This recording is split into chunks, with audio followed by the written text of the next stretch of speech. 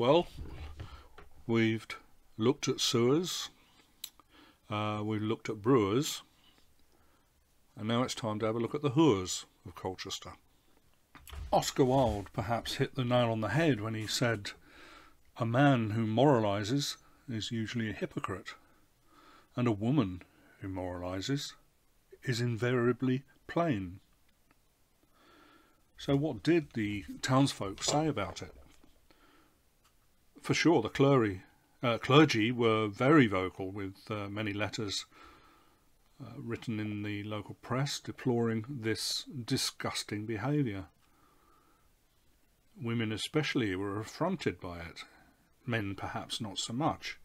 After all, a service was on offer here, aimed at men and not at women. But here was a potential attack on Christian family values. Our picture here is one of many such wall paintings discovered during the archaeological excavations at Pompeii, created some 2,000 years ago. A brothel wall, one assumes. A place for men to go to enjoy the carnal pleasures, at a price, of course. The paintings to stimulate desire, an advertisement of what was on offer, whatever. Bringing us up to Oscar Wilde's era, the invention of photography and pornographic postcards gave an easier route to advertising and to stimulating sexual desire. William Hogarth's 18th century paintings depicting life in London include images of the Wake's progress and the Harlot's progress, with all the imagery that goes with it. A century before that we have Samuel Pepys's diary to add to our knowledge of this oldest profession. Ignoring the impact of soldiers that had long been billeted in the town, certainly in the 17th and 18th centuries, and much to the consternation of local innkeepers, the first proper purpose-built barracks are built for the Napoleonic conflict period after the Treaty of Amiens in 1793. These were located where modern-day Barrack Street is today, the name a reference to that time. The Wreck, as we know it today, along Wimpole Road, was the parade ground for the barracks. This map, dated 1810, shows where it was located. Pubs were built to serve them, with military names such as Royal Mortar, Bugle, Duke of York, Artilleryman, Yorkshire Grey, etc. After Waterloo, 1815, these barracks were dismantled and the soldiers mostly went away. No doubt there were ladies at that time selling their favours to the soldiers, much to the irritation of the locals, perhaps. This picture shows soldiers of that Napoleonic period outside the Plough at St Botolph's. We're looking up Mersey Road, believe it or not, very different today. Note the presence of the ladies there too. That would have been the Woolpack pub on the right-hand side. Then came the Crimean War in the 1850s, and once more barracks were built, this time permanent barracks. This is a picture of the camp, which would later become Hyderabad Barracks and then expanded to Miani Barracks, Cavalry Barracks, Lakato, and several others, etc. As the land was taken up for an expansion of Colchester's military presence. Lots of soldiers. Whores, harlots, prostitutes, women of ill repute, all words used to describe ladies of negotiable affections. It was while I was researching the history of Colchester's inns, taverns and pubs that I frequently came across references to brothels. especially at licensing time, when licensees would come to the magistrates' court to renew their annual licenses. Of course, that sort of thing doesn't happen anymore. Very different system now. But in those days, prostitution, being perhaps the oldest profession known to man, was well represented in Colchester. Soldiers in the Victorian period were prevented from getting married without the permission of their commanding officers, and the presence of the garrison with so many single young men with a shilling in their pocket was a natural lure for young women of that calling to come to town to offer their wares. Back in Colchester in the Victorian period, remember the camp was constructed in the 1850s for the Crimean War. Some public house licensees, especially the newer ones that were created to serve the needs of soldiers, and especially those whose premises were close to the barracks, saw an opportunity for increased business. They allowed the girls to use their premises to ply their trade, taking a cut of their earnings in the process perhaps, or simply as an inducement for soldiers to come in to drink. These brothels soon became known to the police, whose job it became to try and close them down. This timeline here gives us a bit of an idea from statistics that were available at the time. 1851, the census shows Colchester had a population of over 19,000 people. 5 years later, approximately 1,700 soldiers had arrived in the town, with the building of the new barracks, of course. 1857, the Secretary of State for War commented that there was no reason why soldiers should marry during their period of service in the army. Of course, the army hadn't provided married quarters, had no intention of. That brought a whole set of problems, cost being a big one, and children and whatever. So, no, soldiers were not to marry.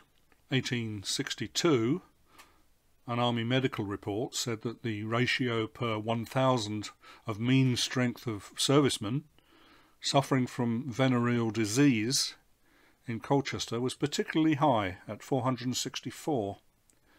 The admissions into hospital by these diseases were 330 per 1,000 soldiers.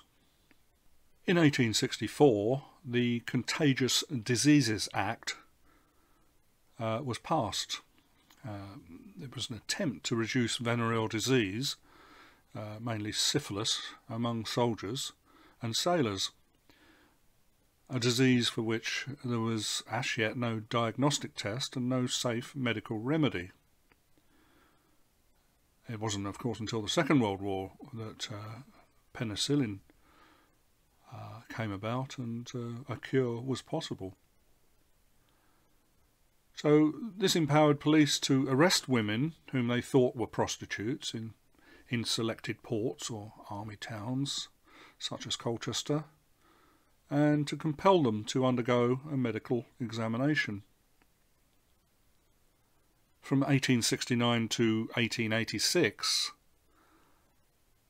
the Lock Hospital had been created and was operating to protect soldiers and sailors from infected women. Effectively, it was incarcerating these women, keeping them away from the soldiers. So, to try to deal with the problem, Parliament had passed the first of several Contagious Diseases Acts in 1864.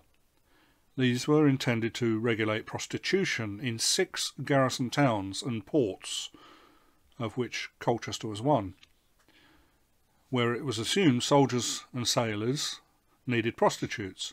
Any woman found within a certain radius of garrison areas could be arrested and taken to be physically examined to see whether she had a sexually transmitted infection, followed by their compulsory treatment where necessary. The third of the Contagious Diseases Acts of 1869 sought to limit the spread of venereal disease, Prostitutes could volunteer for examination and treatment, those doing so acquiring a sort of official licence to practice. By complying with the Act, the brothels continued in their trade, virtually protected by the law. Those who were found to be diseased were put into the Lock Hospital. That has long since been demolished, but it was then located in what is now Port Lane, where these girls would languish for up to 9 months. The men that they'd been in contact with seemed to have been free to go out and infect others with impunity. Even before the establishment of the camp in the 1850s, in 1842 the vestry of Holy Trinity Parish had submitted a resolution that the awful extent of female prostitution in the town is a matter of deep regret to the inhabitants of the parish. By 1867, prostitution was of sufficient concern for clergymen in the town to submit a petition against relicensing of inns that kept brothels, with the result that 13 pubs in the town had their licences looked at and suspended until investigations had been carried out into their conduct. So I now introduce you to Constable Knott. To avoid local leniency, police officers were recruited from the Metropolitan Police Force and normally operated in plain clothes to avoid the suspicions of the prostitutes and the landlords that it was suspected were harbouring them. A newspaper report of 1869 covered the activities of one Constable Knott, who seemed to be particularly effective in seeking out his quarry. He was unknown in the town, of course, so it was easy for him to visit the various pubs, to have a drink, to observe, and perhaps to chat with the locals. It was unusual for the local press to cover such a distasteful subject, mainly out of fear of upsetting the tender sensibilities of its female readership. However, a report of the court proceedings which concerned prostitution at the following houses was included in some detail. Makes interesting reading. The Black Boy in Stanwell Street was said to be frequented by bad characters, but as it was in an area full of such characters, it was probably best left to cater for them rather than have them move elsewhere. Its licence was granted. The Ship at Headgate, later to be the Boadicea, Headgate, Fox and Fiddler, this was said to be frequented by bad characters, and its licence was refused. The Abbeygate in Stanwell Street, no longer there. Constable Knott claimed that the house was frequented by prostitutes and bad characters.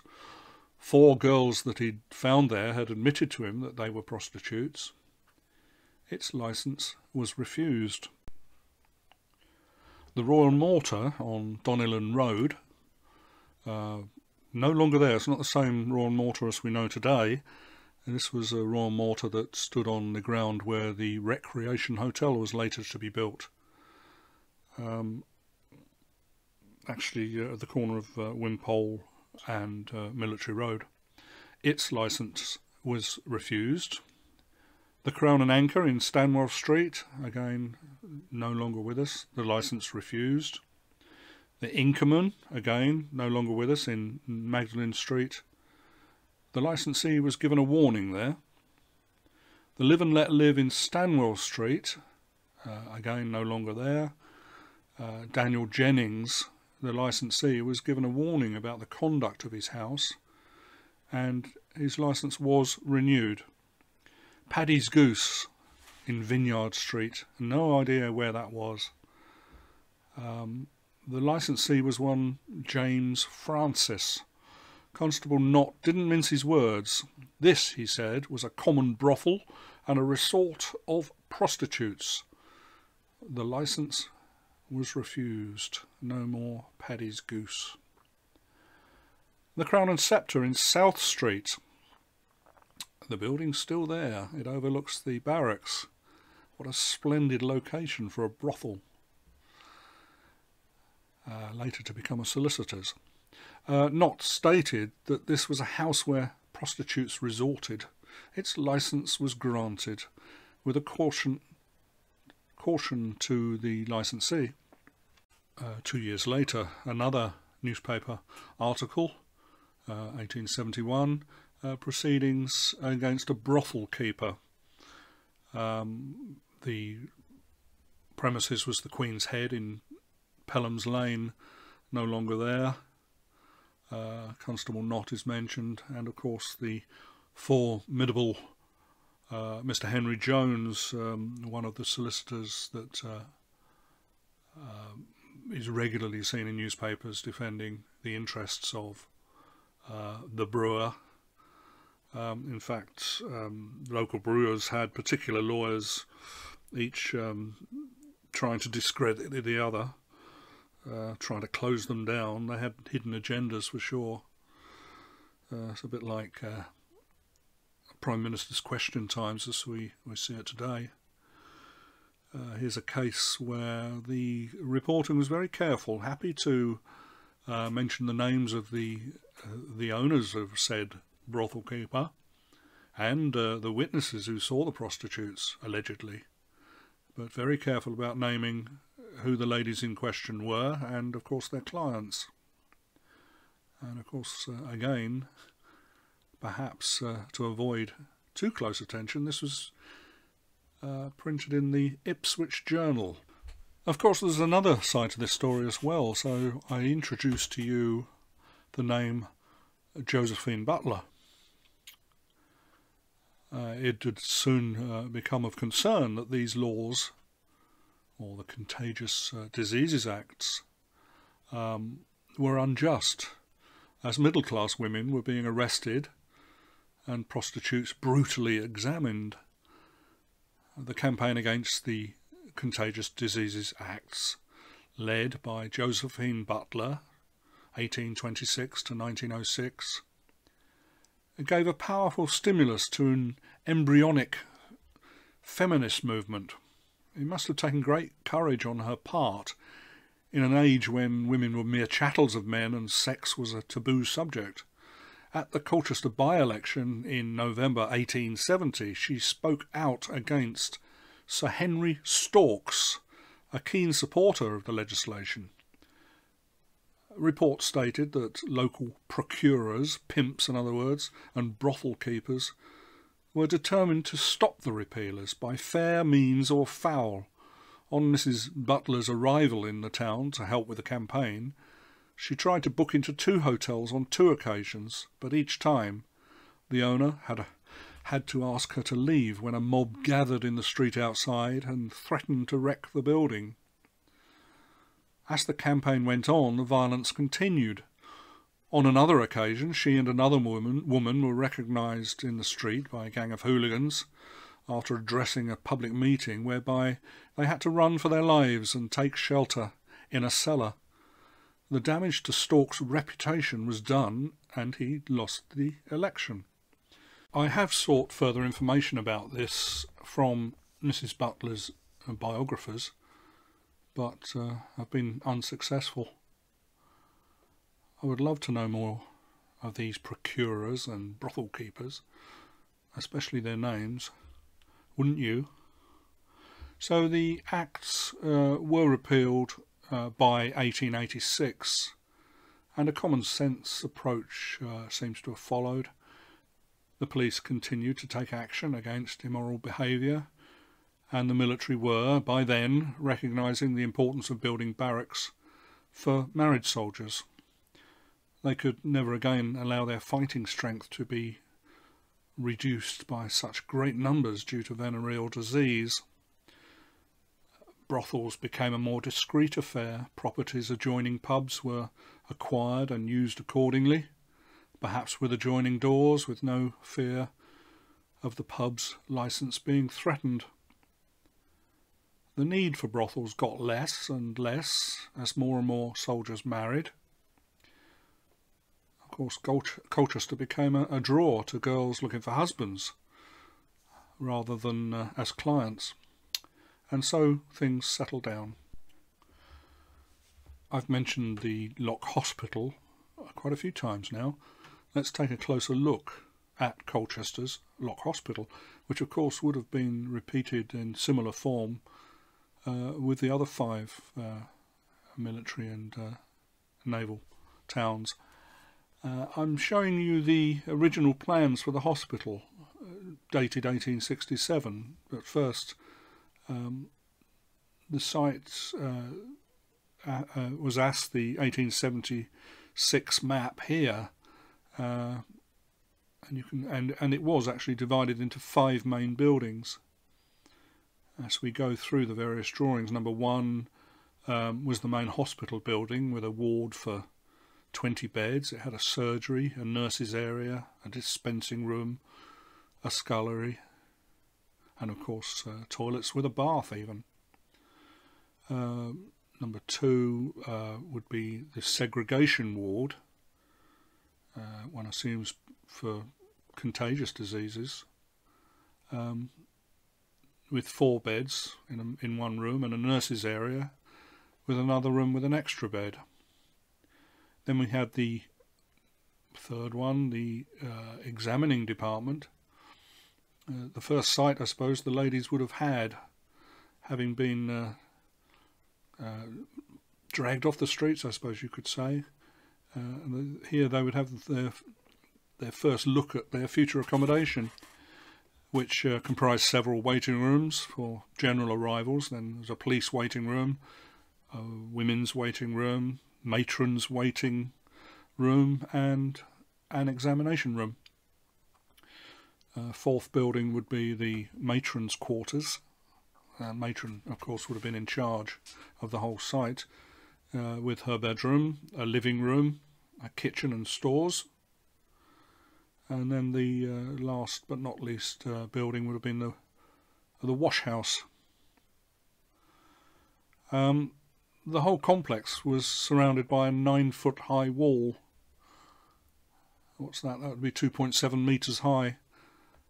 To deter escape. I just wonder how many did manage to escape.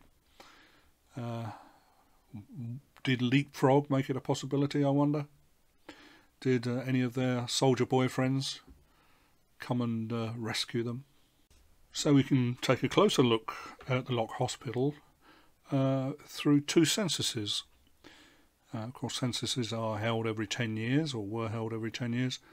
And we have 2 through the Lock Hospital period, from 1871 and from 1881. So our first one here is the 1 page from 1871, showing Maria Longridge as the matron, age 35, from Blackheath in Kent. A wise selection, of course. She's out of area, she wouldn't have been known, and she can comfortably retire without having any problems locally as she gets older. There's 2 nurses there, a cook, a porter, and then we go on to the patients. Now, how many have we got there? We've got 10 patients with an age range from 17 up to 32. So patients, whores, prostitutes, whatever you want to call them.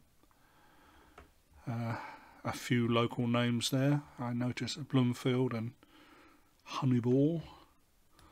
On the following page we have a gatekeeper, his wife, and 2 young children, age 1 and 3.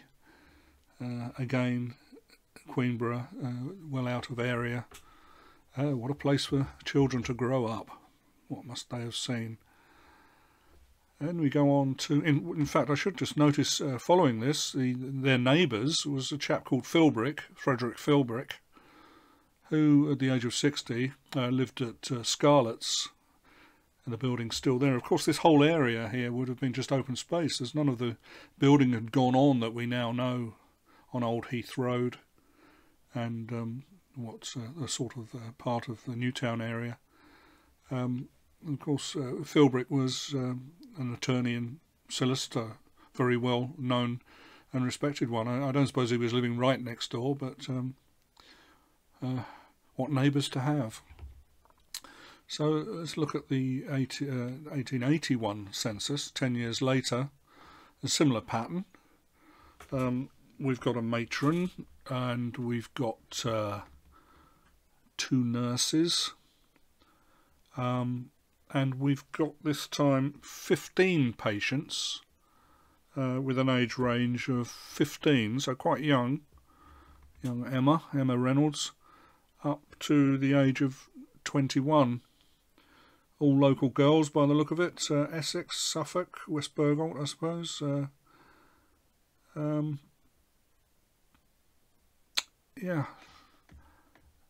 recorded for posterity, all you ladies. It's quite a good number, 15 to be incarcerated. Must have been hell. This is an old postcard, one of many that were taken of these two, Emma Taylor and Teddy Grimes. Would have been taken around 1910. Emma was known as Marmalade Emma. In fact, the two of them took to the life as tramps. But we do know that Emma was one of our ladies. In fact, these two used to earn a few pennies, I suppose, allowing photographers to take pictures of them. But of course, Emma was in business some 30 years earlier, and of course time caught up with her, and this is what happened. She could swear like a trooper, apparently. She was quite a character. I won't say much more, but I can lead you to the work of Patrick Denny, a local historian who's looked into their life. Our next picture here is from the 1881 census and shows our Emma, brazen Emma, right in the centre there. I think you can pick it up, number 135. She was living at the British Lion, one of the outbuildings presumably of the British Lion pub. Her landlord would have been Israel Civita, publican, just above. Describing herself as head of her household. She was unmarried, she was 21, and her profession was a prostitute. Now, rarely seen. How brazen. And she came from Great Hawksley. She was a local girl. You rarely see the word prostitute written in. She must have been quite a character.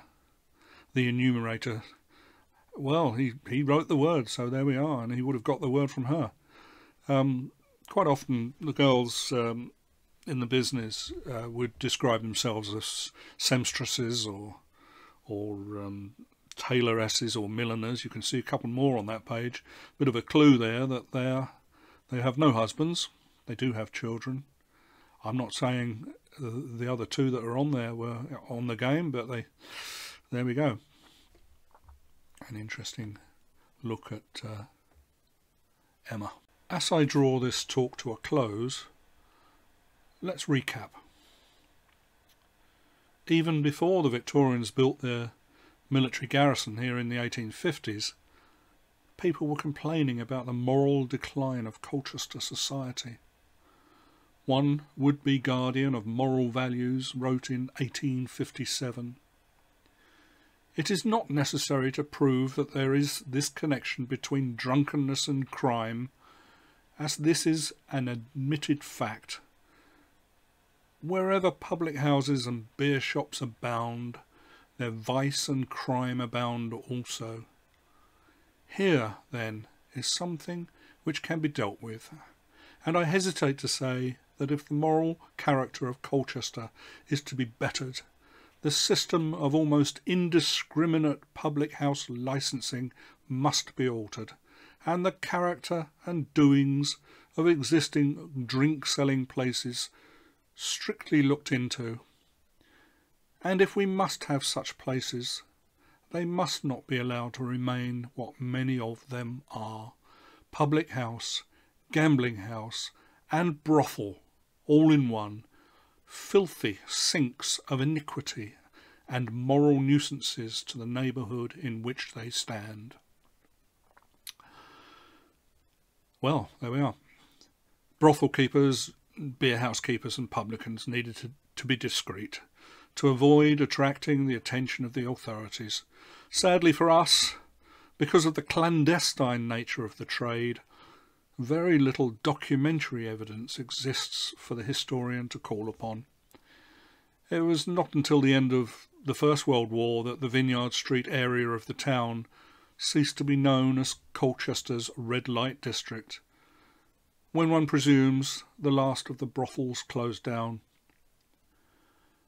The Lock Hospital became a general medical hospital for decades after its closure, being demolished, and the site built on in the 1960s, or was it 70s? And that's in Port Lane, of course. As with the town's Roman walls, the hospital walls were retained, and an indicator of a past time and a test for anybody that might fancy scaling them for old time's sake. The British Lion pub was later to become Wright's Fish and Chip Shop, and the building still stands. It was previously named the Black Boy, taking this name when the other Black Boy, mentioned earlier, became the Rose and Crown, and later the nightclub it is today. Both houses were veritable dens of iniquity. Can I refer you to 3 sources of further information? The first one would be the book 10 Men and Colchester by Andrew Phillips, published in 1998. The second one, Emma Taylor and Teddy Grimes. I'm not actually aware of a book about them, but Patrick Denny has certainly looked into their story, and there was an article in the Gazette on the 2nd of January 2017 that you should be able to find. And number 3, the history dissertation produced by Maria Rayner in 2010 with the help of Dr. Jane Pearson and the project supervision of Dr. Catherine Crawford. Maria's study looked at how did the Contagious Diseases Acts affect the garrison town of Colchester. She gathered some 200 names of women who worked in the oldest profession in Colchester, and much more besides.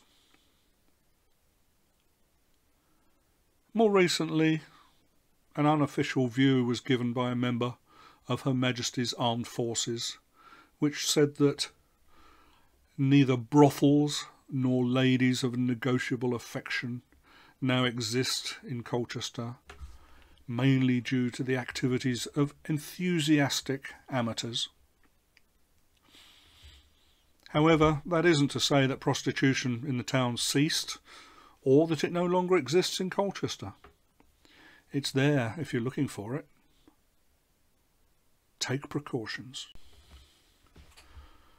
This amateur recording is just one of several recordings that I've made, and which are based on the lectures that I used to give in the Colchester area to various groups that had expressed an interest in learning more about Colchester's history.